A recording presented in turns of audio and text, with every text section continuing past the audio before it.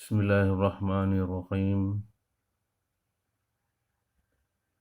Darusuna al-yawm al-lughatul arabiyyah. Pelajaran kita hari ini bahasa Arab. Lanjut dari materi kita pada halaman 21. Lanjutan dari isim dhamir, isim isyarah. Kemudian yang ketiga adalah kata tanya. Kata tanya itu dalam bahasa Arab disebut dengan istifham. Istifham. Yang pertama adalah ma. Ma itu artinya apa. Ini digunakan untuk menanyakan kata benda yang tidak berakal. Kata benda yang tidak berakal. Seperti kitab, qalamun, mustratun, semua benda ya yang tidak punya akal, maka nanyanya ma. Nah, contoh, ma haza, apa ini? Haza kitabun. Kitabun. Kitabun, kitab atau buku. Itu kan kata benda tidak punya akal. Ma hazihi, apa ini? Hazihi mistoratun. Ini penggaris. Mistoratun juga kata benda yang tidak berakal. Banyak.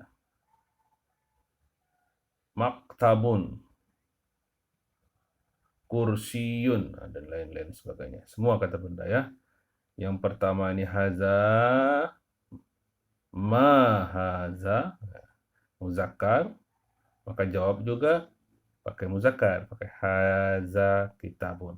Kalau di sini ditanya ma hazihi, maka jawab juga hazihi mistoratun, pakai mu'anas. Ciri-ciri mu'anas itu ada tak marbutah. Nggak boleh ma haza dijawab hazihi kitabun, nggak boleh ya, harus muzakkar sama muzakkar, muannas sama muannas. Kemudian kata tanya yang kedua ada hal. Hal itu artinya apakah.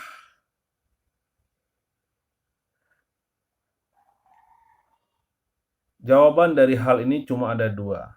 Pertama na'am, yang kedua la. Iya atau tidak jawabannya. Kalau ada kalimat hal, tidak ada jawaban lain kecuali dua hal. Na'am atau la. Na'am itu artinya ya, la itu artinya tidak. Contoh, hal hadza mirsam, apakah ini pensil? Na'am, hadza mirsam. Ya, ini pensil.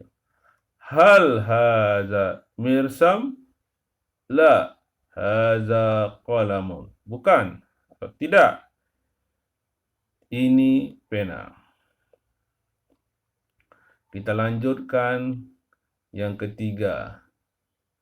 Yang ketiga adalah istifham atau kata tanya tentang man. Siapa?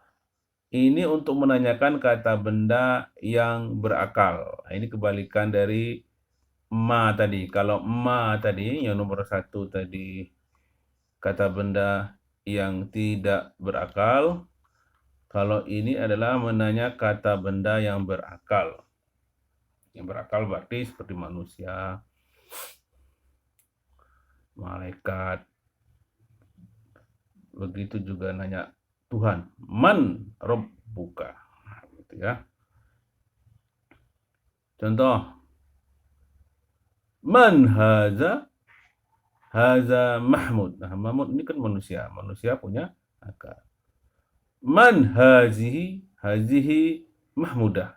Nah, Mahmudah manusia juga, seorang perempuan. Ini Mahmud laki-laki. Man rabbuka? Nah,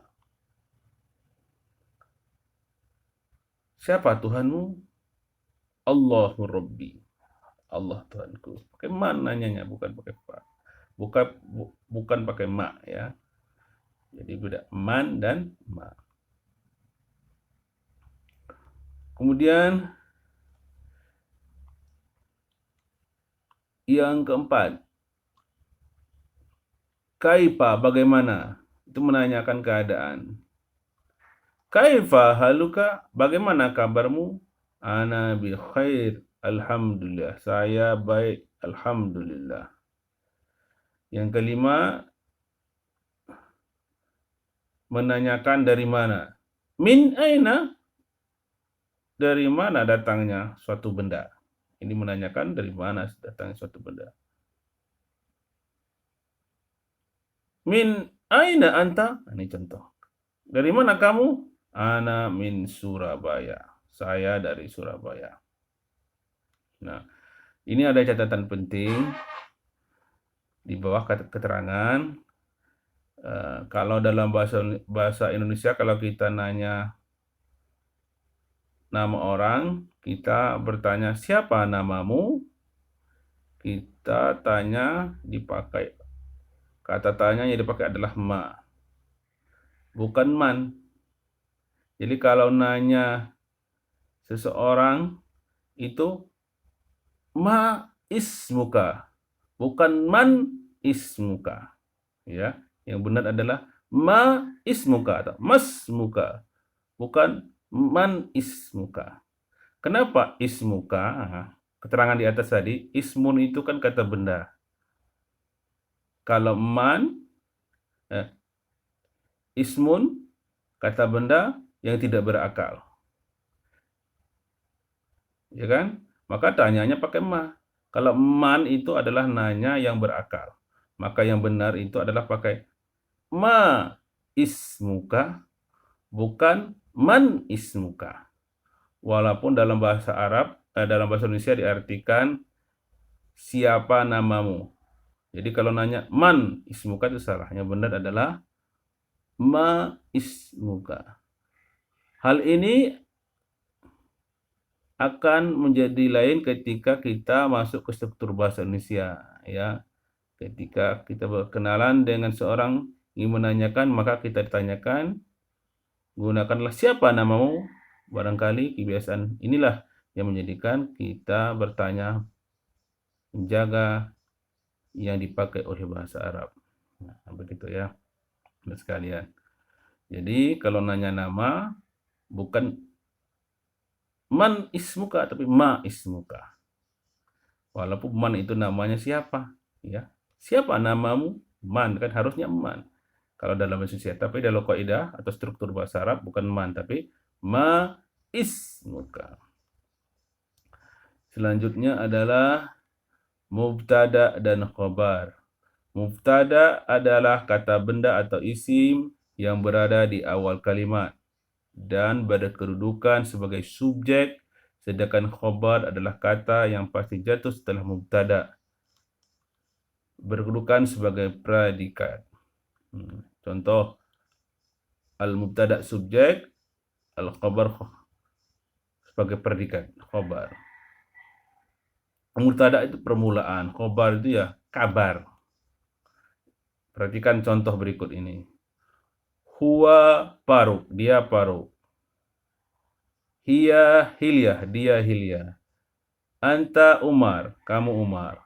Penjelasannya, khobar dan mubtada harus saling menyesuaikan dengan perincian sebagai berikut. Jika mubtada berbentuk muzakkar, maka khobar harus muzakkar.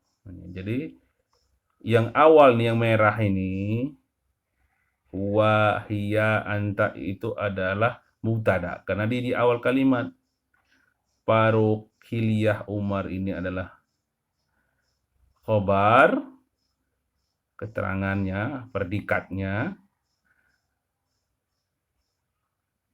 Maka mubtada dan khobar, huwa Faruk mubtada, huwa mubtada, Faruk khobar, itu harus sama-sama muzakkar. Huwa muzakkar, Faruk muzakkar. Nggak boleh di sini hiya Faruk. Salah. Begitu juga ini hiya Hilyah. hiya ini mu'annas, hilyah mu'annas, maka sama-sama mu'annas. Begitu juga anta Umar. Nggak boleh anti Umar. Karena Umar itu muzakkar, maka mubtada juga harus muzakkar. Anta. Kalau di sininya anti, di sini boleh diganti nama perempuan. Fatimah. Anti Fatimah. Ya harus, ini catatan, harus sama-sama muzakkar. Kemudian ketiga, jika mubtada berbentuk mu'annas, maka khobar harus mu'annas. Ini kelanjutan dari penjelasan di atas tadi ya. Sekarang telaah dan analisis contoh. Contoh yang salah. Hiya Faruk. Huwa Hilyah. Ini udah tadi Bapak jelaskan ya. Ini salah ini. Kenapa salah? Hiya ini, kata hiya harusnya huwa. Karena Faruk adalah nama laki-laki. Huwa Hilyah. Huwa harusnya hiya. Karena Hilyah adalah perempuan. Maka yang benar, huwa Faruk. Hiya Hilyah. Demikian anak-anak sekalian penjelasan singkat Bapak tentang istifham, kemudian tentang mubtada dan khobar. Kalau ada yang mau ditanyakan, boleh chat WA ke nomor Bapak ya. Terima kasih atas perhatiannya. Assalamualaikum warahmatullahi wabarakatuh.